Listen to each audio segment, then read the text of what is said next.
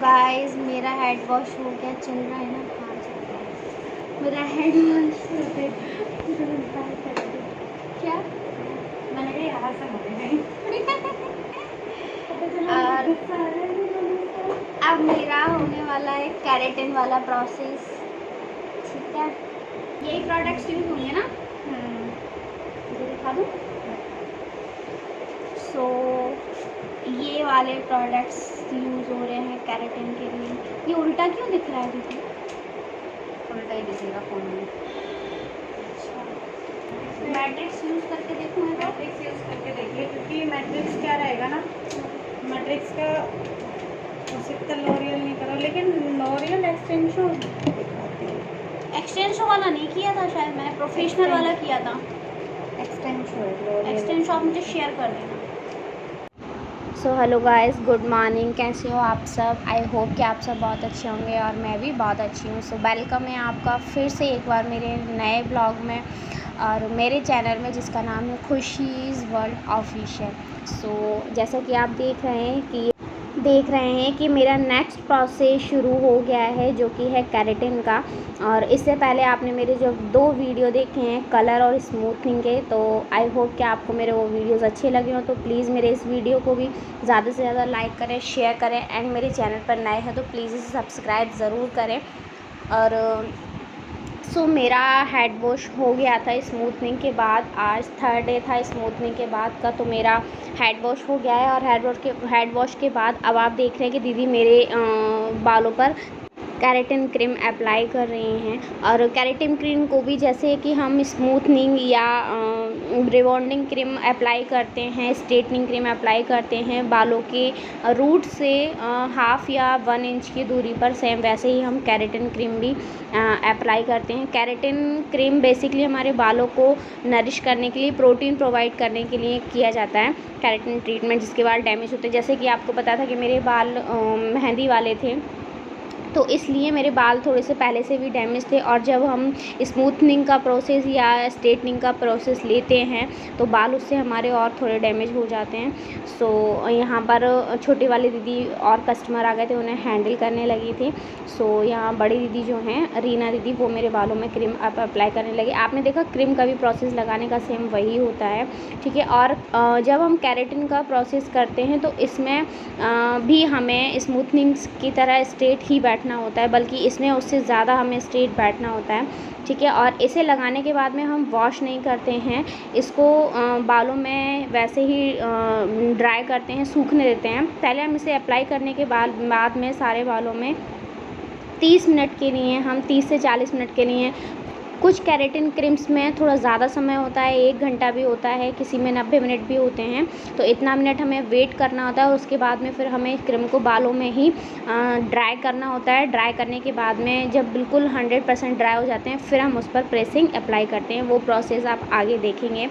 फ़िलहाल यहाँ दीदी मेरे को ये बोल रहे थे कि अब हमें इससे स्मेल आएगी, ठीक है। और क्योंकि केराटिन लगाते समय थोड़ा सा स्मेल इसकी बहुत तेज़ आती है, तो मैंने बोला मुझे तो नहीं आ रही है दीदी। दीदी ने बोला अभी आएगी, जब ड्राई करेंगे तब भी ये और ज़्यादा उड़ेगा, और प्रेसिंग करेंगे तो ये बहुत ज़्यादा उड़ेगा। तो आप आगे देखेंगे किस तरीके से ये उड़ता है। तो जब हम कस्टमर के बालों पर ये क्रीम अप्लाई करते हैं तो उन्हें हमें मास्क पहना देना चाहिए और ख़ुद भी मास्क पहन लेना चाहिए, ये ज़रूरी होता है, ठीक है। और कोई भी केमिकल ट्रीटमेंट जब हम कर रहे होते हैं तो ये तो सभी जानते हैं कि हमें ग्लव्स पहनना बहुत ज़रूरी होता है। हमें ग्लव्स पहनकर ही कोई भी केराटिन हो गया या स्मूथनिंग हो गया या स्ट्रेटनिंग हो गया, जो भी प्रोसेस हम करते हैं बालों पर केमिकल का, वो हमें ग्लव्स पहनकर ही करना है और मास्क भी पहनकर करना है। खुद भी पहनना है और कस्टमर को भी पहनने के लिए बोलना है, ठीक है। तो इन बातों का हमें ध्यान रखना है, ठीक है। और केराटिन के बाद जैसे मैंने बताया कि हेड वॉश नहीं करते हैं, उसी में वो करते हैं, सुखाते हैं ड्राई करने के बाद में, और फिर 3 दिन बाद उसको वॉश करते हैं। कुछ केराटिन क्रीम्स ऐसे होते हैं जिसमें हम प्रेसिंग करने के बाद में तुरंत धुल देते हैं, लेकिन जो अभी मेरे बालों पर हो रहा है, ठीक है, उसमें नहीं होता है। मेरे बालों पर अभी जो प्रोडक्ट मैंने यहाँ इमेज आपने देखा पहले लगाया है, ब्राज़ीलियन केराटिन है, वो अप्लाई हो रहा है, ठीक है। बहुत बहुत सारे ब्रांड आते हैं केराटिन के, ठीक है, तो आप कोई भी कर सकते हैं। और बालों में वैसे केराटिन हमें बहुत ज़्यादा जल्दी नहीं लेना चाहिए, लेकिन हाँ, साल में एक बार या 6 महीने में एक बार आप उसे रिटर्न रीअप्लाई करवा सकते हैं, बट इससे ज़्यादा पहले नहीं, क्योंकि ये बालों को भी देखो है तो केमिकल ही, तो डैमेज कर सकता है। ठीक है, तो बस वही प्रोसेस दीदी मुझे बता रहे थे। और सबसे ज़्यादा हमें ध्यान रखना है, अगर हम चाहते हैं कि केराटिन हमारे बालों में ज़्यादा लंबे समय तक काम करे और हमें उसका असर दिखे, तो हमें केराटिन वाला ही शैम्पू यूज़ करना चाहिए। ठीक है, जैसे कि दीदी मुझे बता रहे थे, मुझे सजेस्ट कर रहे थे कि मुझे कौन सा शैम्पू यूज़ करना चाहिए, तो मैं वही शैम्पू यूज़ करूँगी अब।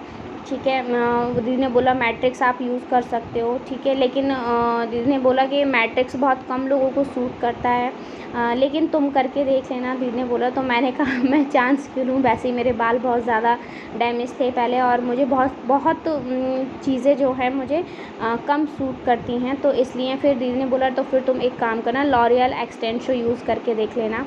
तो लॉरियल मैंने पहले भी एक बार यूज़ किया हुआ था, तो मैंने दीदी को यही बोला कि मैंने पहले भी लॉरियल किया हुआ है यूज़, कि शायद मुझे वो सूट ना करे, क्योंकि मुझे पहले नहीं करा था। फिर दीदी ने बताया कि नहीं, लॉरियल एक्सटेंशो वो सबको मोस्टली सूट कर ही जाता है, तो मैं वही शैम्पू मंगाऊंगी और वही शैम्पू मैं यूज़ करूंगी। देखती हूँ उसका रिज़ल्ट कैसा होता है, फिर मैं आप लोगों को वो रिज़ल्ट भी आगे बताऊंगी। ठीक है, तो आप आगे देखिएगा। हमें केराटिन क्रीम अप्लाई करने के लिए भी वही प्रोसेस सेम करना है जैसे हमने स्मूथनिंग का किया था, बिल्कुल एकदम पतली लेयर जैसे दीदी ले रही हैं, सेम वैसी ही लेयर हमें लेनी है और अच्छे से क्रीम को अप्लाई करना है। ठीक है, ताकि वो अच्छे से अपना वर्क करे। ठीक है, अब दीदी आ गई हैं फ्रंट पर, तो आप देख पा रहे हैं कि दीदी किस तरीके से कर रही हैं, एकदम पतली लेयर लेकर के। ठीक है, और जब ये क्रीम पूरी तरीके से अप्लाई हो जाएगी हाँ, एक बात का और ध्यान रखना है, जो मैंने आपको स्मूथनिंग के टाइम पर भी बताया था, कि हमें क्रीम पहले कम ही लेना है, और ये वैसे भी बहुत पतला होता है, तो ये कम ही लगता है, ज़्यादा थिक नहीं होता है, और हमें बालों में लगाना भी बहुत कम है, क्योंकि इसको हमें वॉश आउट तो करना नहीं है, इसको हमें बालों में ही ड्राई करना है। तो अगर हम ज़्यादा क्वांटिटी में लगाएंगे तो वो बालों को भी डैमेज करेगा एंड फिर वो सूखने में भी टाइम लेगा, है ना। तो हमें यही ध्यान रखना है, और ये बहुत इम्पॉर्टेंट चीज़ है, बहुत इम्पॉर्टेंट प्रोसेस है केराटिन का, कि हमें उतनी ही मात्रा में क्रीम अप्लाई करनी है जितनी वो ईज़िली बालों में सूख जाए, एब्जॉर्ब हो जाए। ठीक है, और वो अच्छे से ड्राई हो जाए, नहीं तो बाल जब चिप करेंगे तो वो अच्छे से प्रेसिंग भी नहीं होगी, ड्राई भी अच्छे से नहीं हो पाएगा, और कस्टमर को भी प्रॉब्लम होगी, क्योंकि फिर उसमें हमें हीट भी ज़्यादा देना पड़ेगी, है ना। तो बस हमें इन चीज़ों का ध्यान रखना है। अगर हम इन चीज़ों का ध्यान रखेंगे तो हमारे बाल बहुत अच्छे से हमारे बालों में बहुत अच्छे से केराटिन होगा। ठीक है, तो आप देखिए दीदी किस तरीके से मेरे बालों को स्ट्रेट कर रही हैं, बिल्कुल एकदम पूरी तरीके से आगे से पीछे से। और दीदी ने मुझे बिल्कुल स्ट्रिक्टली बोला था, अब तुम्हें हिलना नहीं है, एकदम से स्ट्रेट बैठना है। तो मैं बिल्कुल नहीं हिली थी, मैं 30 मिनट तक सेम ऐसे ही एक ही पोजीशन में स्ट्रेट बैठी रही थी। मेरा बैक पेन हो रहा था, लेकिन फिर भी मैं ऐसे ही बैठी रही थी। ठीक है, तो आप देख रहे हैं सेम हमें कस्टमर को भी ऐसे ही बाल स्ट्रेट करके छोड़ना है। ठीक है, क्योंकि केराटिन में 20 to 25% बाल स्ट्रेट होते हैं। ठीक है, तो इसलिए बिल्कुल स्ट्रेट हमें बैठना होता है, 100% नहीं होते हैं। सो अब मैं वेट कर रही हूँ 30 मिनट तक, मुझे यहीं बैठकर इसी पोजीशन में वेट करना है, और आपने भी कस्टमर को ऐसे ही बिठाना है। ठीक है, अब 30 मिनट के बाद में दीदी मेरे बालों को ड्राई कर रही हैं। 30 मिनट हो चुके हैं, मुझे बैठे बैठे मेरा बैक पेन हो गया है बुरी तरीके से। लेकिन अगर मुझे मज़ा लेना है तो ये सब कुछ बर्दाश्त करना ही पड़ेगा, है ना। अब दीदी मेरे बालों को आप देखिए, बालों को किस तरीके से ड्राई कर रहे हैं। ड्राई करने का भी तरीका होता है, हम लोग क्या होता है, हम लोग आगे पीछे नीचे ऊपर जैसे मर्जी वैसे ड्राई चलाते हैं। तो आप ड्रायर का भी बालों को ड्राई करने का भी एक तरीका होता है, हमें सिर्फ ऊपर की ही पोजीशन में ड्रायर को रख कर के ड्राई चलाना है इस टाइम पर, है ना। और एकदम फिंगर की हेल्प से पहले बालों को करेंगे, फिर पैडल ब्रश की सहायता से एकदम स्ट्रेट ड्राई करेंगे। ठीक है, जैसे आपने मेरे पिछली वीडियोस में देखा है, उस प्रोसेस में सेम वही प्रोसेस हम यहाँ भी दोहराएंगे। और बालों को बहुत अच्छी तरीके से बिल्कुल प्रोटीन जो है पूरी तरीके से बालों में एब्जॉर्ब हो जाना चाहिए, केराटिन। ठीक है, जो है वो पूरी तरीके से बालों में एब्जॉर्ब हो जाना चाहिए, बिल्कुल भी बाल गीले नहीं होना चाहिए। ठीक है, तो आप देखिए दीदी पैडल ब्रश की सहायता से ड्रायर कर रही हैं। अब बाल मेरे ड्राई हो गए हैं तो अब दीदी करेंगी प्रेसिंग। प्रेसिंग पता है यहाँ बहुत इम्पॉर्टेंट पार्ट है प्रेसिंग का। केराटिन के टाइम पर हमें बहुत पतली पतली लेयर, एकदम पतली, इतनी पतली कि जब हम बालों को अपने हाथ पर लेते हैं तो हमारी जो हथेली है वो बालों के नीचे से दिखनी चाहिए, मतलब बालों से आर पार आप अपने हथेली को देख सकें। ठीक है, इतनी पतली लेयर लेनी है हमें और फिर हमें प्रेसिंग करनी है। ठीक है, और क्रीम भी हमें ऐसे ही अप्लाई करनी है। ठीक है, क्योंकि जब हम बहुत पतली पतली लेयर में प्रेसिंग करेंगे तो वो जो बालों में जितनी भी थोड़ी बहुत बची हुई केराटिन है वो अच्छे से एब्जॉर्ब हो जाएगी, तो बालों में रिज़ल्ट बहुत अच्छा आएगा। ठीक है, सो दीदी इसी तरीके से एकदम पतली पतली लेयर लेकर के मेरे बालों में कर रही हैं, आप देख पा रहे हैं। ठीक है, सो बस हमें यही प्रोसेस फॉलो करना है और हमारे बालों में बहुत अच्छा, ये देखिए अब आप स्मेल आ रही हैं तो मैं अपनी नाक बंद कर रही हूँ। ठीक है, तो क्योंकि हम लोग मास्क पहनना भूल गए थे, लेकिन आपने कस्टमर को मास्क ज़रूर पहनाना है और आपने भी मास्क पहनना है, क्योंकि आप देख रहे हैं जब दीदी प्रेसिंग लगा रही हैं तब धुआं निकल रहा है। ठीक है, यानी कि जो प्रोटीन है वो, केराटिन है वो उड़ रहा है, देख रहे हैं आप कितना धुआं दिख रहा है। ठीक है, सो वो केराटिन जो है वो उड़ता है, आखिर है तो केमिकल ही, केमिकल जब हीट के कांटेक्ट में आएगा तो वो उड़ेगा ही। ठीक है, सो इसीलिए हमें मास्क पहनना ज़रूरी है और कस्टमर को भी पहनाना ज़रूरी है। ठीक है, मैं बार बार इसी बात पे जोर दे रही हूँ, तो इस बात का आपको ध्यान रखना है। ठीक, ये हमसे स्किप हो गया था, उसके लिए सॉरी। ठीक, तो यहाँ तो चलो हम ही लोग थे, कस्टमर नहीं थे, तो हम लोग ने इस बात से सबक लिया। ठीक है, लेकिन आप लोग ये गलती ना दोहराएं। ठीक, तो बस स्ट्रेटनिंग इस तरीके से दीदी कर रही हैं बहुत अच्छे तरीके से, और एक लेयर पे हमें कम से कम 8 से 10 बार प्रेसिंग करनी है। ठीक है, मैंने लास्ट में जितने टाइम गलती से स्ट्रेटनिंग बोल दिया, तो आप उसे प्रेसिंग करनी है। ठीक है, बहुत अच्छे से आप देख पा रहे हैं एक साइड की मेरी प्रेसिंग हो गई है, कितना बढ़िया रिज़ल्ट आया है। ठीक है, तो इसी तरीके से करनी है। सबसे ज़्यादा मेहनत जो है केराटिन के प्रोसेस में प्रेसिंग में ही है, ना ही क्रीम अप्लाई करने में इतनी मेहनत है और ना ही ड्रायर करने में इतनी है मेहनत है, जितनी मेहनत है केराटिन में वो है प्रेसिंग में ही। ठीक है, और अगर प्रेसिंग आपकी ज़बरदस्त होगी, ठीक है, तो आपका बालों का रिज़ल्ट बहुत अच्छा आएगा केराटिन का, और आपका कस्टमर जो है वो आपसे खुश होकर जाएगा। ठीक है, तो अपने काम में 100% दीजिए, सो आपका कस्टमर हंस के वापस रिटर्न आपके पास ही आएगा। ठीक है, तो मैंने भी यही सीखा है इस सारे प्रोसेस से, तो इसीलिए मैं आपको ये बता रही हूँ। ठीक है, तो देखिएगा कि मेरे बालों में कितना प्यारा रिज़ल्ट आया है केराटिन के बाद में। ठीक है, सो ये सब बस रिया दीदी और रीना दीदी दोनों की मेहनत का कमाल है। सबसे ज़्यादा मेहनत रिया दीदी ने ही की है। ठीक है, तो हैट्स ऑफ है उनके लिए।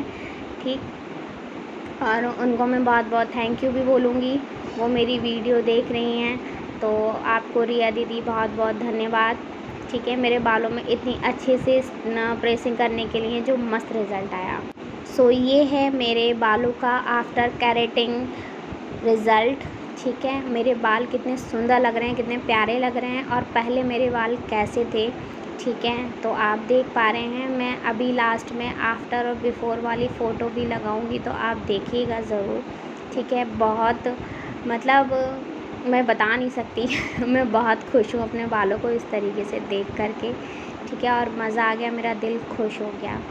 ठीक, और अब जो आप क्लिप देखने वाले हैं वो है आफ्टर केराटिन वॉश के बाद के रिज़ल्ट, मेरे तीनों चीज़ों, कलर, स्मूथनिंग, केराटिन के बाद जो फाइनल वॉश होता है उसके बाद का रिज़ल्ट। सो ये है मेरा बिफ़ोर एंड आफ्टर का लुक। आपको कैसा लगा ज़रूर बताना।